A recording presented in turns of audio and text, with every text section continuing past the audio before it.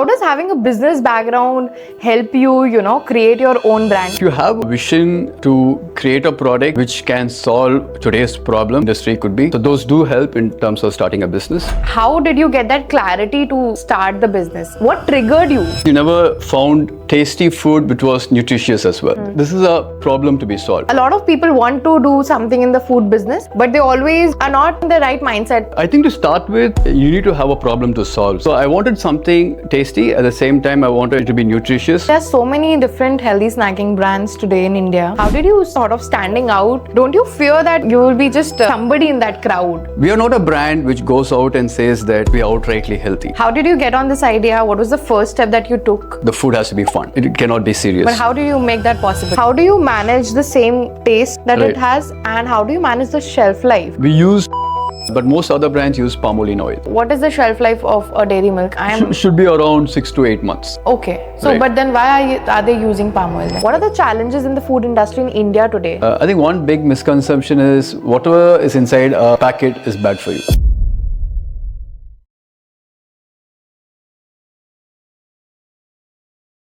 As you told me off camera that you have a business background. So Right. how does having a business background help you, create your own brand? Because somebody who's watching, Correct. they always feel like, अच्छा अगर मेरे जान पहचान में कोई होता है, if somebody who is from business background Right. in my family, Right. I would have done this and that.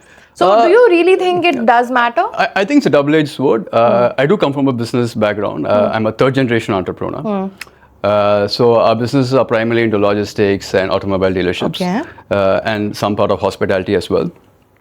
So this is my own baby. So while it is my own baby, Okay. One part of it, yes, you do have a base. You do have certain trusted people whom you can fall back on. So those do help in terms of starting a business. But the other side of it, there are massive expectations. Yeah. Right? Because a business group which has been built over 4.5, 5 decades. That comes with massive expectations from people. Obviously. So that pressure is also there. So it's a double-edged sword. It's about how you take it. But also you had like a corporate experience where Absolutely. you were working as sales head as well. Absolutely. So I was working as a sales head in the FMCG sector. Okay. In the beverage sector, to be precise. I did launch a few brands. I worked out of Bombay for more than a couple of years. I worked in Bangalore for a couple of years. So those stints really did help me. It helped me structure. It helped me. It helped me to be disciplined. It also helped me to know how to scale a brand in terms of distribution and marketing and stuff.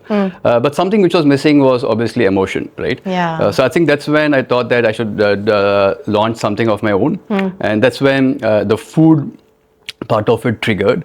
And it is not that after my corporate, I straight away launched my food brand. So I knew that I wanted to be in the food space, but I also wanted to study something on the food sector. Okay. So I went to the UK and did a MSc in food management. Achha. Yeah. So that, and I specialized in food nutrition and also in new product development. So you already had a vision that you want to start something in food. Yes, I industry, did. right? I did. Definitely, I did. So that was pretty clear from. So start. like you did your corporate job, quit it, Yeah. and then you went to study. Yes. So I quit my job. Okay. Went to study for a year, and I chose that particular course because that's what I needed. Okay. Because I thought that I was lagging in that in terms of developing a new product. Because developing a new product is not just adding A plus B plus C and Right. putting together, right? Right. Because it also is about shelf life. It's about logistics, supply chain, and many things put together. Yeah. We'll talk about this. Sure. Where how did you completely dissected the business and what are the challenges you faced? Definitely. How do you go from stage 1 to Definitely. to the end of selling it in the market Definitely. as well? But before that, I also wanted to talk about how did you get that clarity to start the business? I mean, who told you about this food business, or what triggered you basically to begin with? Like, what was the vision? Because Sure. I think as a child, I was a very active child, and I used to enjoy delicious food, but delicious home cooked food, right? So delicious home cooked food it's good for you, good on your stomach. At the same time, it's delicious. But somehow, when I grew as an adult and went to Chennai for my graduation, and then Pune for my MBA. Somehow lifestyle drifted, and I started binge eating and stuff. That's you started binge eating. Binge eating, right? The also major reason is you never found tasty food which was nutritious as well, right? That's a trigger point where I found that this is a problem to be solved. But you are a triathlete today. That's a good 10 years after. As I did not tell people about this, but he's a triathlete. So that's a second trigger. Okay. That's a second trigger. So I went after. So I became unhealthy. Then I had to correct myself, course correction. And the course correction also happened with no fad diets. So it was more consistent course correction in terms of lifestyle changes. It didn't happen only with happen about the way I was eating. It's also about other lifestyle changes of being active and stuff. So it was an overall change in my lifestyle which contributed to be a healthy me today. And after that, obviously, I drifted to triathlon. I'm a triathlete today, so I've done about 5 Ironman races. Enjoyed all of them. And also being an Ironman was a second trigger for starting Wild Eat, right? Being an athlete, you're sometimes very obsessed with clean eating. And also clean eating sometimes becomes boring, right? So that's the problem we wanted to solve in Wild Eat. We wanted to make food fun again, right? Healthy food. Packaging looks fun. Thank you. The taste is also really good. Should give it to our creative team. So healthy food, that's a misconception, right? Saying the healthy food is not tasty. So we wanted to break that problem. So I knew there was a big problem to solve, and we wanted to crack that. So these were your trigger point, because I really wanted to understand your mindset behind, starting Wild Eat. Because a lot of people want to do something in the food business, but they always are not, in the right mindset. They don't have that vision. They don't have that, backing, or maybe they don't know where to go. Correct. I think to start with, you need to have a problem to solve, Sweekriti, to be honest. I need to be absolutely obsessive about solving that problem, right? Once you figure that out, obviously you're going to make a great product or a service to cater to that need, right? So I think your will was stronger. Absolutely. Which led you I was absolutely obsessive to solve this problem because I did go on certain parts of my life. I did go on elimination diets and stuff.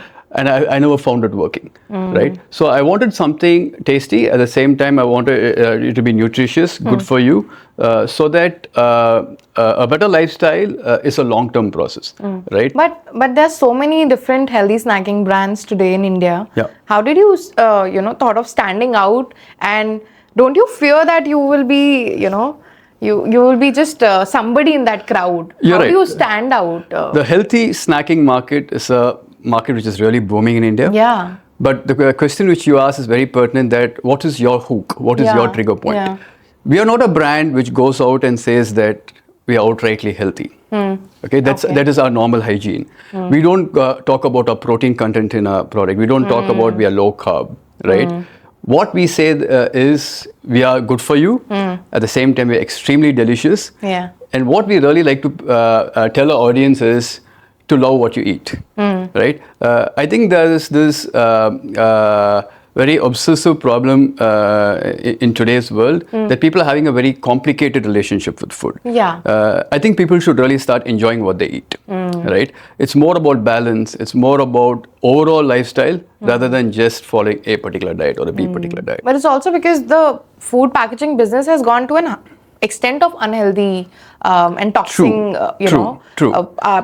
ingredients used. Absolutely. So nobody can now trust on any particular brand to be, Right. So it's very important to read labels. I'm not saying no, because at one end of the spectrum you have beautifully packed products with the ultra processed, which are absolutely not good for you.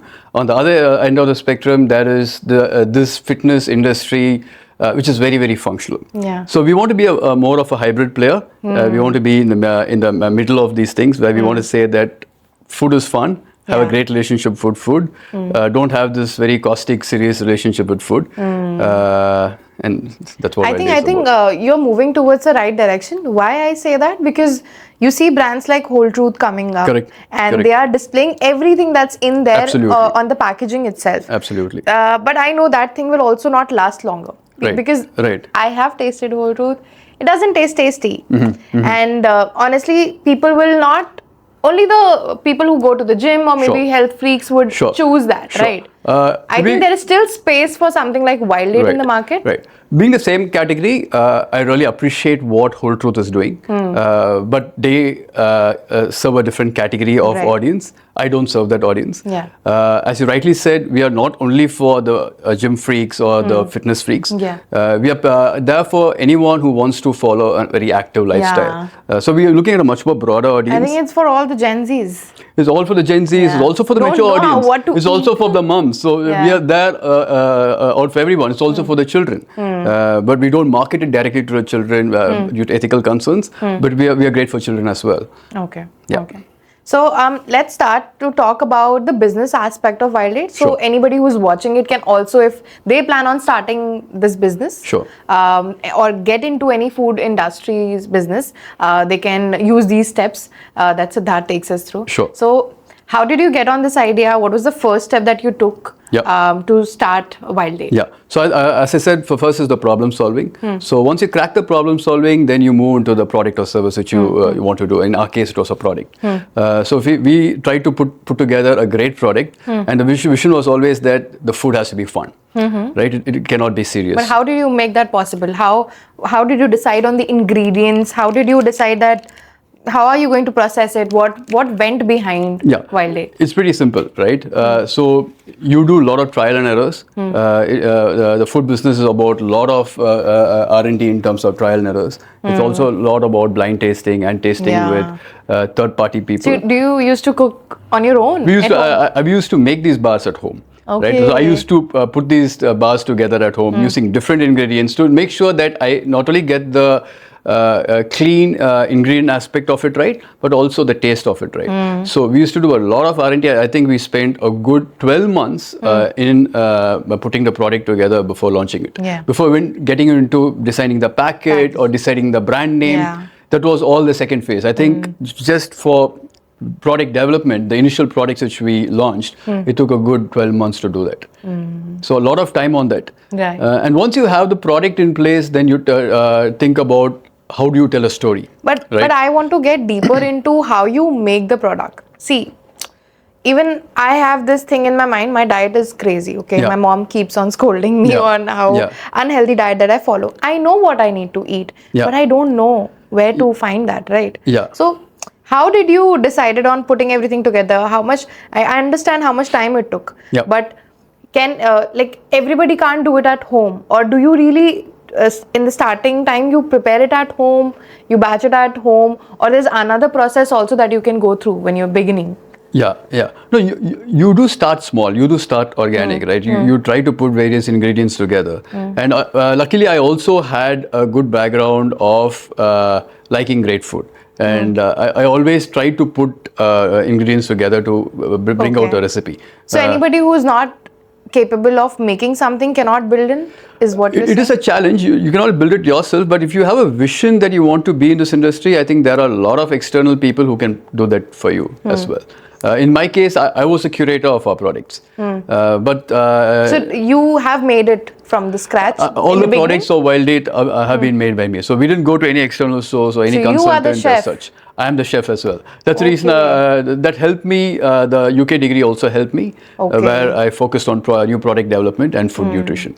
So that played a big role in putting the product together.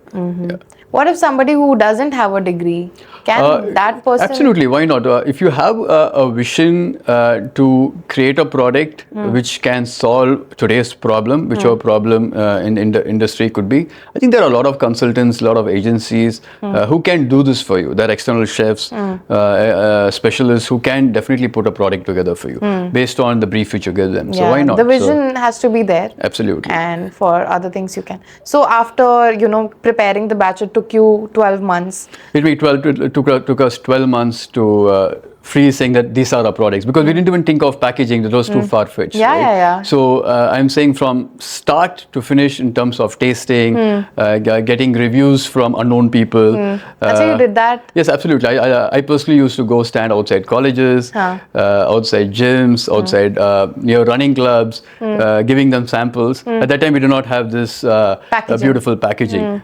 So we just had a very normal packaging, distributed to loved ones around us, and also to you started new in people. Chennai. I started distributing this in Chennai. I used to travel to Bangalore as well on weekends to distribute the product, to get real-time feedback. And I did distribute it among friends and stuff as well. And to be honest, they were brutally honest about the reviews. It's not that the first batch of products were great. Right? We did receive negative reviews as well.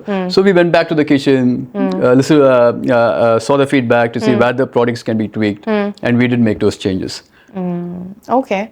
I think anybody who begin with making any kind of product, be it food or I think any cosmetic, a lot of trial and testing goes behind it. Absolutely. I think trial and testing is extremely important, not only when you launch your product, but also during your journey. I think continuous improvement is something which you really need to follow, right? So after you launch a product, there will be a lot of reviews also coming on, right? In social media, on selling platforms, there will be certain feedbacks which come. Not all feedbacks needs to be taken into product development, but certain feedbacks can go into product development.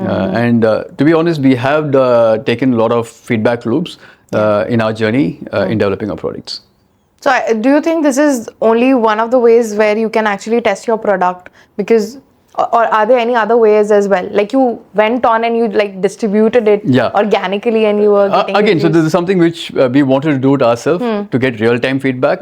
Again, there are agencies available, there are third-party vendors available for you to taste. But that would cost money, no? That will cost a lot of money. So we were bootstrapped. We still continue to be bootstrapped. So obviously we are very watchful in what we are, in the way we spend. Okay, am I missing out anything in the first step of building the product? Do you have anything? This is the first step and it's the most time-consuming step. Right? But then after that, packaging, etc., it's all about the brief. You give a specialized agency who comes out with designs, who comes out with various choices, and then you zero down on them. So those are fairly, I would say, less stressful compared to the product itself, because I think problem solving is the most critical thing. I need to be absolutely obsessive about it. And not only at the start, but throughout your journey. So that's something you need to be obsessive. Okay, but how after, building your product, you are now, you have the best product according to you. Yep, and definitely. And then how do you manage the same taste that it has, and how do you manage the shelf life? It's a great question, right? In all our Wild Aid products, we don't use any fillers. We don't use any preservatives as well, right? For example, most of our people in the category use fillers, use binding agents to keep the product together, use preservatives to lengthen the shelf life, right? We don't use any of that. We use honey in some of our products. We use a little bit of table salt in some of our products. We use whole foods in all of our products, right? So all these actually act as preservatives, natural preservatives by themselves. But how will they last longer if there are no preservatives? Yes. For example, let's take a chocolate example. So we have chocolate used in a lot of our products. So our chocolate is made out of pure cocoa butter and cocoa, right? Obviously, all the chocolate brands use cocoa as the base, and the second base we use as cocoa butter to mix it to give the taste. But most other brands use palm oil. Right? The bigger brands, the bigger brands use palm oil, but they do have a reason why they use palm oil. The reason is palm oil, the shelf life is much longer, and the melting point of chocolate is higher. Right? So even at a 34, 35 degree, 36 degree, 38 degree or 40, above 40 degree Delhi heat, a chocolate will not melt. So they solved that problem. So that's a problem which... But that's not solving the consumer's problem. That's not solving the consumer's problem. That is not pure chocolate. Pure chocolate is only cocoa and cocoa butter. The problem with cocoa butter and cocoa put together, it'll melt in human touch. And pure chocolate will melt in human touch. So if you look at any of our products, if you touch our chocolate, you'll have a sticky cocoa chocolate between your fingers. Yeah. That means it's pure chocolate, right? But that happens with dairy milk also when they melt. That's when it's at very, very high temperatures. Yeah. But I'm talking about wild date with human touch. Yeah. With human body temperature, if a chocolate melts, that means it's pure cocoa. It's pure chocolate. Okay. So so that's the reason we are not in all kirana stores or not in all supermarkets where there is a direct exposure to sunlight, right? So we ship our products in ambient temperature. It goes in carton boxes, and the consumers also educated saying that why our chocolate melts. Because a lot of people actually complain saying that your chocolate melts, but there's a reason why your chocolate melts. For example, we don't use any binders to hold our product together. But then what is the shelf life then? The shelf life is 6 months. The shelf life is 6 months. So even with the natural ingredients, not mixing the fillers, not using palm oil. You don't need preservatives for having a 6-month shelf life. That's what we're trying to say. For example, dairy milk. What is the shelf life of a dairy milk? Should be around 6 to 8 months. Okay. So, Right. but then why are they using palm oil then? Because their distribution is massive. They distribute it to a smaller kirana and also a bigger supermarket, and they do online as well. I don't distribute it to a kirana. If I have to go the kirana way, this chocolate is going to melt. But then what if Wild Date have to become a bigger brand? What are you going to do? Or By bigger brand, it need not be only in terms of volume, right? A bigger brand can be in terms of brand resonance, brand recall, and that's what we are going after. We are not going after volume. But distribution does create... Distribution does create a brand value. Is extremely important. But even niche distribution works, right? So I completely agree, but I am asking, what are the other options to go to distribute in a wider way, but also have a good shelf life and not use palm oil? Is there any other way where... The supply chain has to be more strong. Today, the supply chain in India is actually evolving. We have cold supply chains, we have cold storages, both at selling points and also logistics, you have cold supply chains. So I think all these will definitely contribute to more products like us. Because otherwise... Obviously, when we are starting a brand, we want to start with a niche audience, Correct. a niche community. Right. But we want that to scale. We want the baby to scale. We want the community to scale, definitely. Right. But we need to look at distribution angles from a point of view that where your product is viable as well. Yeah, completely. Right. And especially today, we need a snack to be healthy. Because if we are trusting on any brand, we need, You need the snack to be clean, nutritious, but at the same time tasty. Right. Otherwise, you're going to give up on your diet in a matter of a week or 10 days or 15 days. Completely true. So, okay, what are the other steps after this? The shelf life, we already discussed how... The second aspect is getting a great brand name, which resonates with what you want to do, right? What we wanted Wild Day to stand for was firstly fun. We wanted people to have fun with food, right? In olden days, people used to have fun with food, but somehow that has evolved into a very serious relationship with food. We wanted to crack that. So, right? So we wanted people to have fun with food. Second, we wanted to be very honest about what we are, right? In terms of ingredients, process, and such. And third, we wanted to be delicious as well. So we came out with a brand name, Wild Date. How did you come up with this name? And to be honest, we did make a few mistakes on the way, right? The first brand name which we came out was Origin. Okay. We printed the packs, we sold it online for a period of 6 months, but that never actually resonated with our audience, right? That was our first mistake. But how did you find the mistake out? Because the consumers did not resonate with the brand, the brand recall was poor, and and to be honest, sitting today and talking to you, Origin sounds like a science project, right? It sounds very serious. It gives a little serious vibe. It's very, very serious vibe. But we weren't that kind of a brand. What you wanted to say that we were natural. Sorry? What you wanted to say was we are natural. We are natural and stuff. But we couldn't have fun with the brand. But we wanted people to sneak to their bed with a Wild Date, with our products, and hence Wild Date was born. So, on the business aspect, where I want the consumer to learn right now, whoever is watching, I want them to learn about how to, begin with this business. Right. So you talked about how to keep your shelf life. Correct. What are the other what are the other challenges in starting? The second is obviously packaging design. The packaging design needs to be attractive. Brand colors are important. Category colors are important. Category colors? So certain categories have certain colors, which triggers your mind to have that impulse purchase. Right. So packaging plays an important role, both in terms of a customer going and picking up your product, and also in terms of shelf life. And then third and lastly, the most important thing is distribution. You need to have a great distribution network to make sure that your products are distributed in the right manner. We went too soon into supermarkets, and the margins in supermarkets are super brutal. Right? We're talking about nearly 40-45% markdown margin to the supermarket from the manufacturer. And to be honest, for a startup, that's too steep. Right? We burnt our fingers. We learned the lesson the hard way, the second mistake which we made. So we quickly rolled back from supermarkets. Not that the supermarkets are a bad word. We definitely need to be there at some point of our journey. But I think to start with, to be at the biggest supermarkets might not be the most prudent strategy unless you have deep pockets. Right? So what is more feasible, to have an online presence, like list your product on Blinkit, Zepto? Absolutely online. Or like be in the supermarket? I would say online is more democratic because it's very easy to list.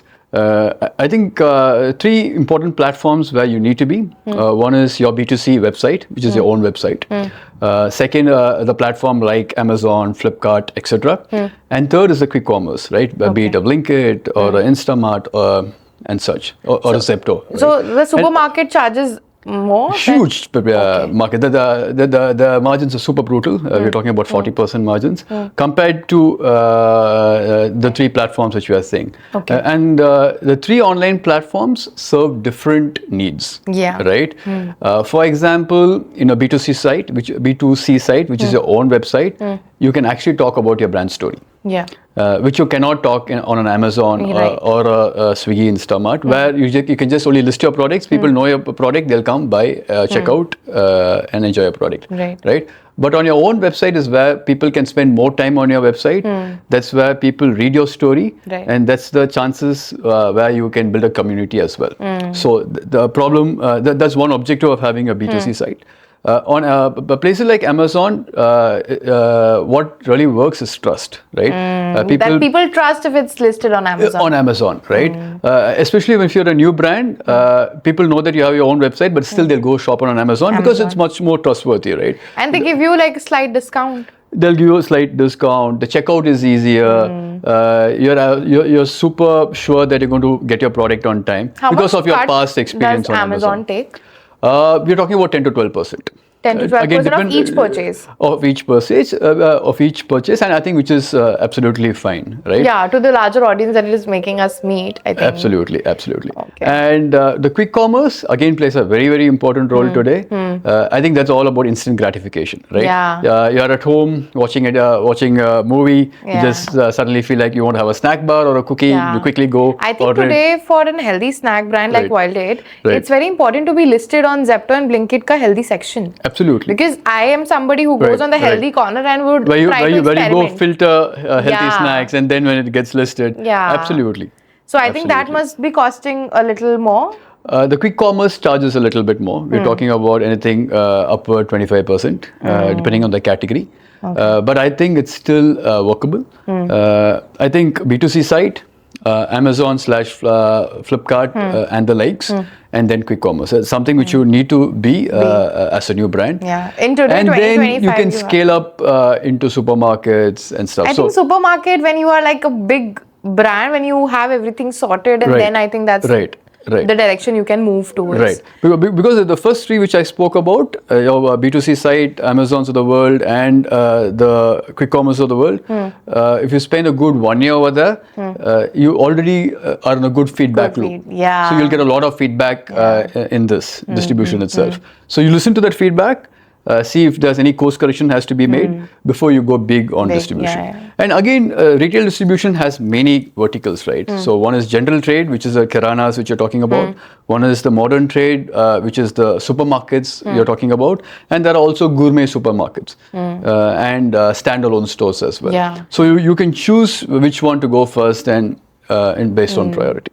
So for marketing distribution, for Wild 8, what have you done till now? Which direction, what is the brand identity of Wild 8? Where do you feel that your target audience is? And see, I think for Wild 8, we are getting into founder-led storytelling. Okay. To be honest, I've been a very shy founder, very shy social media person, but I don't think that can be the case. Today, though, of course, you have to have a yes, brand, especially when you're building a brand where you want to grow it organically, where there's a purpose why you launched a brand. I think you need to be the face of the brand and come out and tell the story of the brand. Why are you telling the story of the brand? Because you're trying to build a community. You want a community of followers who can be your brand ambassadors, right? I think nothing more valuable than that. You can have a bunch of absolutely. You can have a bunch of influencers coming and talking about your brand. On the other side, if you're going to have a bunch of, if I'm able to create a great community who can speak for us, I think I would anyway choose the right answer. I think today community building is very important. I think no brand can succeed today without creating a community. Even the social media influencers are building a community now. Absolutely. More than creating content. Absolutely. And I think that's the direction we are shifting to in 2025. Absolutely. So I think, marketing distribution has to depend on your brand identity. And I think the best thing that you can do today is be on the e-commerce platform, be on the quick commerce platforms. For a simple reason, it's very democratic. Anyone can get listed there as far as you follow the procedures. And other steps easy? They're pretty straightforward, very straightforward. I think there are some compliances in terms of listing your product. You need to get your products clearly photographed. The nutritional information has to be visible. Your obviously your FSSAI certificate has to be uploaded, which is the primary certificate for any food and beverage business. It's again, it's a very it's from the central government or the state government, depending on the scale of your food business, and it's a very simple online process. So you apply it online. There might be a food inspector who comes and inspects your place and issues a certificate. And so that also happens. It also happens. Yes. Yes. I think that's very important in the food industry. I think the way the food industry is exploding in a good way, I feel there should be checks and controls so that the consumer gets the best. So once you are listed on FSSAI, and then there's a checking of how you're making it. Absolutely. There is regular audits. So how does palm oil get passed in India? Palm oil is legal, right? Sugar is legal. Everything is legal, right? It is not whether it's healthy or unhealthy is a different aspect altogether. Oh God! Right, but palm oil is legal. Okay, right. Influencers like Food Farmer have made us actually read the label behind. Otherwise, India was so uneducated about reading what's behind, what's in the ingredient. I think that's evolving thanks to people like him, influencers like him, who are bringing that awareness. Apart from that, I think the government is also doing a lot of work. They're also trying to see whether we can follow a traffic light system in nutrition. By that I mean, suppose they feel that a particular product, for example, let's take the macronutrients, right? So the three main macronutrients are carbs, protein and fat, right? Suppose they feel that the fat is above a certain percentage, above the recommended percentage, it's going to be highlighted in red. So people can just look at flip your product and see how much reds, how many oranges, how many greens are there. Okay, so they pass that product, but they'll mark it in red. Yes. What? Mandatorily, you need to mark it in red as a manufacturer, which is great, right? So as a consumer, you can flip your package and see how many reds are there, how many oranges are there, how many greens are there. But so obviously, I think the more should be more, I think, concerned about their, because having it passed only is a problem. Is what I feel, because we were never taught in school about, reading behind, what are the nutrition content behind it. And I think I did not know about checking it. I never cared. So we need to make the process easier for the consumer to see the product and judge whether it's good for you or not good for you. And there are for example, many countries have something called as unhealthy tax, right? Oh. So products which are unhealthy are taxed at a very high slab. And we don't have anything like that in India? I don't think so, no. So to discourage consumers from buying the product. For example, I don't know if I can talk about that in the show. For example, cigarettes are taxed at the highest slab. The reason is to discourage consumers from consuming cigarette because it's unhealthy. As unhealthy as cigarette is, unhealthy food could also be. But here in India, I think that also doesn't have a lot of tax slab. Cigarette is also... No, cigarette is taxed quite heavily. Quite heavily? Quite heavily. Okay, in India as well. Yes. So on tobacco consumption, we have regulations. Yes. Well, yes. But food is never considered harmful. It's never considered harmful, but yes, I think we are getting there. Yeah, I think we are really getting there. And that's why I think brands like these are coming up. Sure. Any brand that you feel is your competitor in the market today?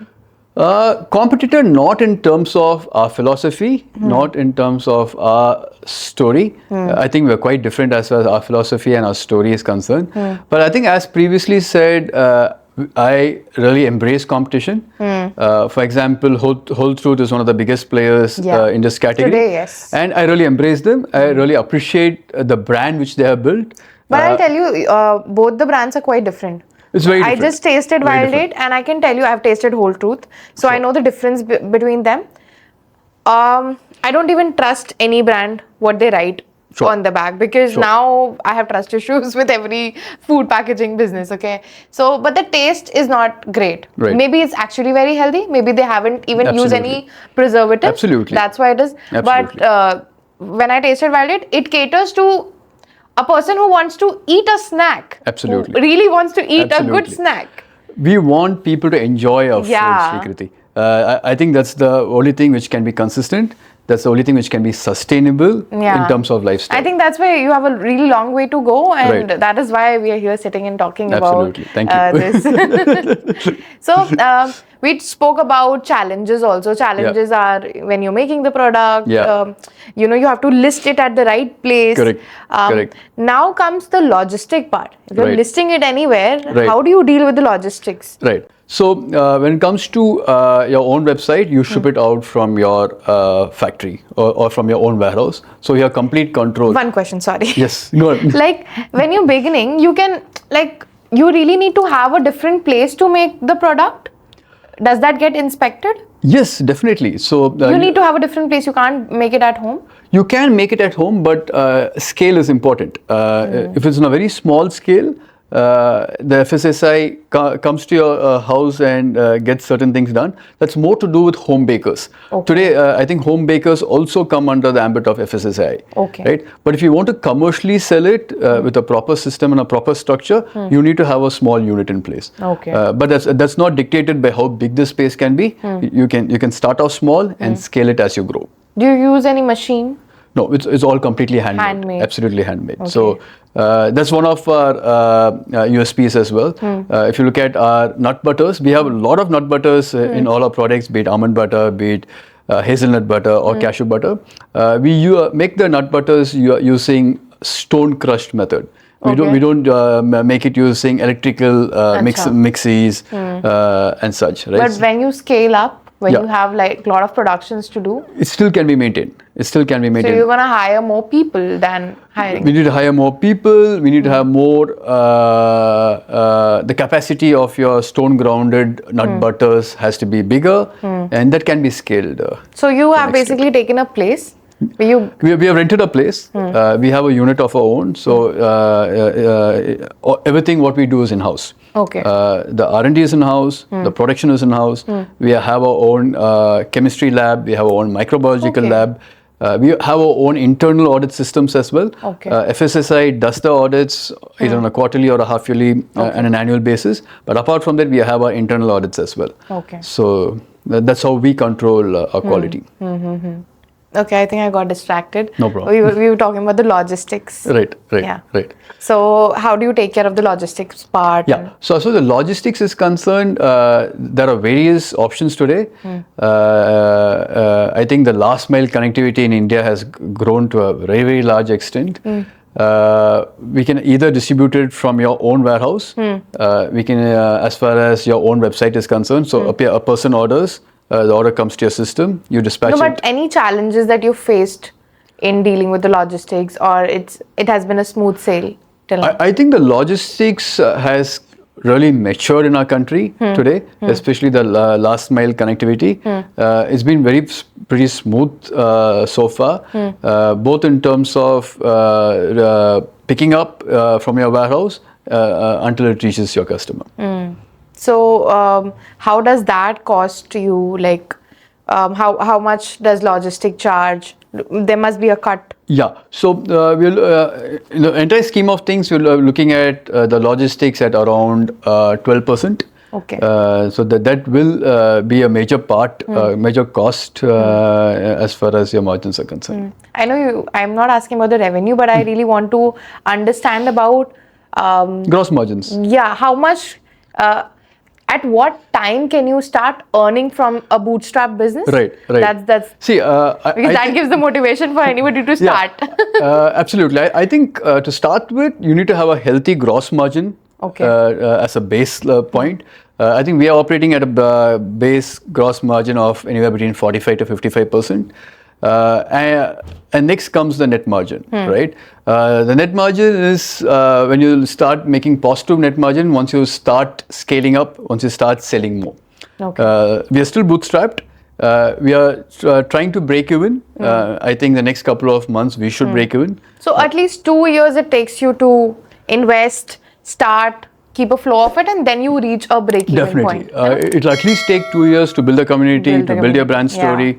To have repeat purchase, which is extremely important. A consumer through marketing, through performance marketing can pick your product the first time, but I think the success of the product is all about repeat customers. And we at Wild8 have that very healthy repeat purchase. We are nearly about 35% of customers who come back and buy the product. I think so that really excites us. Yeah, that keeps you motivated. That keeps us motivated. Yeah. And that's how organically we want to grow our brand as well. We don't put too much of our monies in performance marketing, but we rather put a lot of investment and time in terms of brand storytelling, in building a community, because we feel that's more organic, that's more long term, and that's more sustainable. Yeah.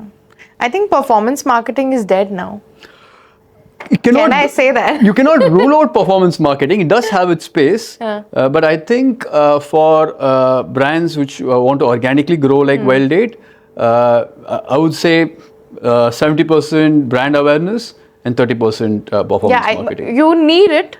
Yes. Some or the other way, yes, you need it to reach more of your audiences. Yeah. Because I think performance marketing helps you helps you to get the customers online and to make the first purchase. Right? Yes. But after that, your product has to speak for itself. Absolutely. The product story needs to speak for itself, and that's when brand awareness really starts working. Yeah, I think you just have to be present there when you do performance marketing, and then obviously your product has to speak for itself. Absolutely. Okay. I think when the marketing is done, what else are we left with? You have launched your product is ready, the logistic is set, the marketing is done, and how do you keep building your brand presence then? Like obviously you're doing it now, right? But how do you keep it going? I think one important thing is community building. I think that's huge, right? And for that, you need to have a very genuine story to tell your audience, to build that sort of community. And that's long-lasting. That's long-lasting, that's more consistent. So, currently you are based in Chennai? I'm based in Trichy. actually. Acha, Trichy. Right. Okay. But so like, is Wild Date getting distributed all over? Are you delivering all Yes, over absolutely. India? I think Wild Date is pan-India. Okay. We delivered to across the country through our online presence. Online presence, and that's how it's We're still not very active offline, but we are in talks with collaborating with cafes, with wellness studios, so that there is brand resonance in these partnerships. Yeah, I think that was a great topic that we had to discuss about. Also, we were discussing it while you were telling me that you had meetings today. Correct. So, I think marketing का जो आपने aspect बताया, marketing differently on being present on e-commerce website. These things are there, absolutely. Building a social media community is there. But apart from that, the marketing techniques that you can use to be present around. I think you need to be in the right places. I think partnerships and collaborations should be mutual, where you benefit from each other. If you're choosing a cafe, the cafe's brand story should also resonate with yours. Say, for example, you want to be in a wellness studio, or you want to be in a sports tournament as a sponsor. There should be mutual resonance in terms of the brand story. I think those kind of collaborations go a long way. I think Viba has built a complete brand by associating and collaborating with the right. Absolutely.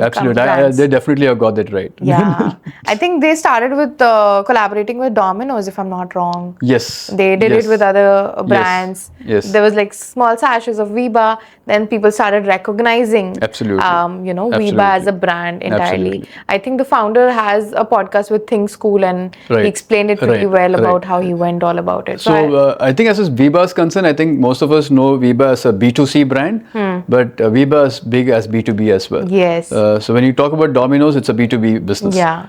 So that they directly supply to the business enterprise, which is Domino's in this case. And yes. I think that is also one of the ways to go about marketing your product. If you believe in your product, it's so great that you can pitch to any bigger brand. I think that helps you scale much more before you start B2C, because I feel the market is really crowded today. Absolutely. For B2C. If you can taper into B2B, I think that's also a win situation. Absolutely. For example, B2B for us would be institutions, would be the hospitality industry, where we could get our way into the snack counters of hotels. That's a big market. What is the right way to pitch it to them? How are you doing it? No, I don't think the brand story can be different from category to category, right? So the brand story needs to be consistent. So brand story for Wild Date versus the rest of them, the category is for us being clean in terms of. No, but like how do you pitch it to bigger brands if you want to associate with them? What is that one way to network that can lead you to a successful collaboration? No, I think we need to pitch it with your brand story. So your brand story is, especially the Wild Days brand story, is definitely significantly different from the category's brand story. The category's brand story is more about using healthy ingredients. We are all about health. We say that all that is our basic hygiene. But on top of that, we are also extremely tasty. And top of that, we want our consumers to have fun with food. So we are building layers of value addition from the basic hygiene which the category is following. Okay. What are the challenges in the food industry in India today that, in your opinion? Right. Yes, I think the food industry has really grown leaps and bounds in India. From being a very commodity-centric food industry to the amount of value additions which we are seeing, which is fantastic, which is great. But also there's a lot of misconceptions. I think one big misconception is whatever is inside a packet is bad for you. Not necessarily. Yes, most of our past experiences have been so. But I think there are a lot of new age brands which are coming out of that and trying to tell a story which really resonates with today's audience, whether it's wellness, whether it's lifestyle or fitness. I think we need to look beyond that. Okay. Any of your friend who is in another food business? Not really. Do you have any friend circle or I have friends who are home bakers. Okay. But not in the FMCG industry as such. Okay. But yes. But having people around in the same industry also helps a lot. I think even to start a business, networking is really important. Absolutely. So you need to be at the right platforms, whether be it a business expo or a business talk. I think during these platforms, you get to meet a lot of similar people, the people who have established their own brands, startup founders. You meet a wide variety of people, and definitely networking helps. Okay, so you spoke a lot about healthy snacking business and everything, but you're also a triathlete, and that excited me a lot. Okay. Because I feel a lot of people might not know about what's triathlete, and so please embrace us with the information. So I am a triathlete. So I participate in triathlons. So how marathon is about running, triathlon is about 3 disciplines. Okay. You start with a swim, then you bike, you basically cycle, and then you run. So, and there are various categories in this. So I'm an Ironman triathlete. So you start with about a 3.8 kilometer open water swim, either in an ocean or a lake. After that, you transition into cycle. Okay. You do around 180 odd kilometers. That's all continuous. It's all continuous. So then you transition into a cycling. So it's about 180 odd kilometers, and then you complete it with a marathon. So 41 odd kilometers of a run. Oh God! So this is crazy. 180 kilometers on cycling. And to be honest, there's a lot of resonation with endurance sport and starting a new business as well. Because new business is not a sprint. It is a marathon. You need to have a lot of endurance. Yeah. Some days you'll feel absolutely terrible. Yeah. Some days you'll feel great. Yeah. I think it's all about turning up every day. Every day. Consistently. I think that's one mantra which I've learned. If you ask me a takeaway from my hobby to my sport, it's about being consistent in what you do. I think consistency and being at it, believing on it on everyday basis. Absolutely. I think that's very important. Yeah.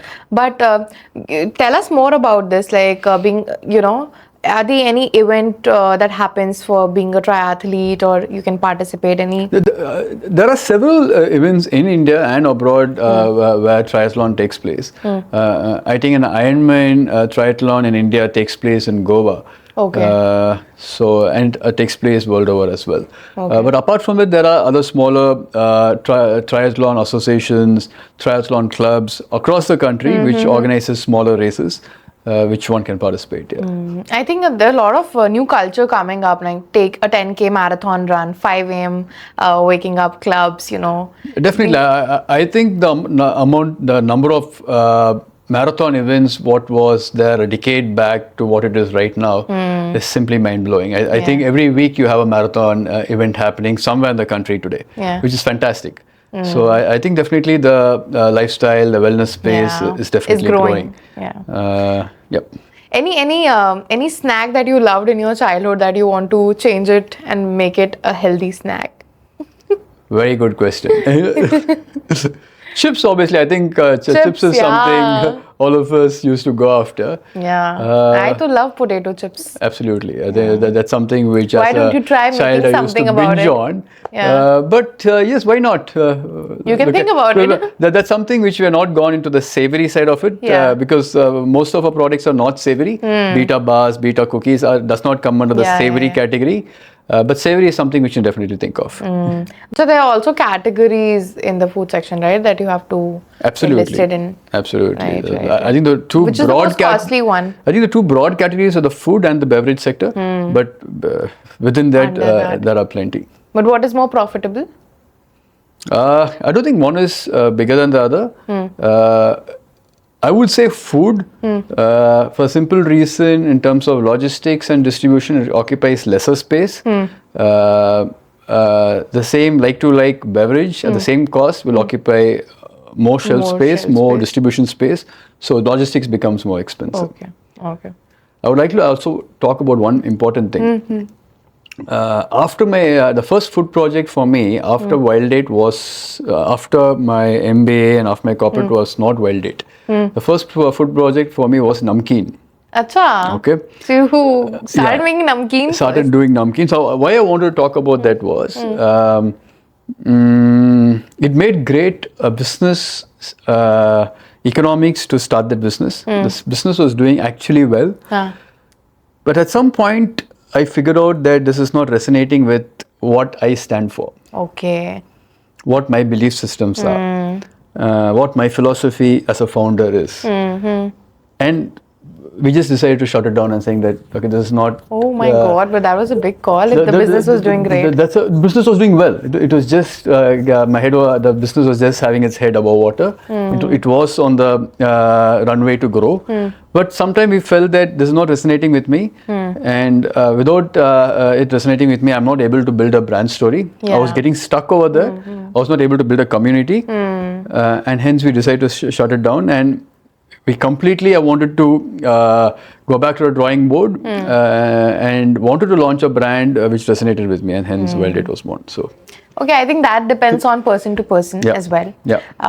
It is very subjective. So I would just keep it open-ended. Anybody can take whatever advice they feel is the best for them. But yes, we are coming to the end of our podcast. So any last words that you want to give to the audience who want to build a business in food or into healthy snacks? What do you have to tell them? Like one piece of advice if you could. Rather two pieces of advice. Okay. Go after the problem you want to solve. And you need to be very consistent about it. Turn up every day.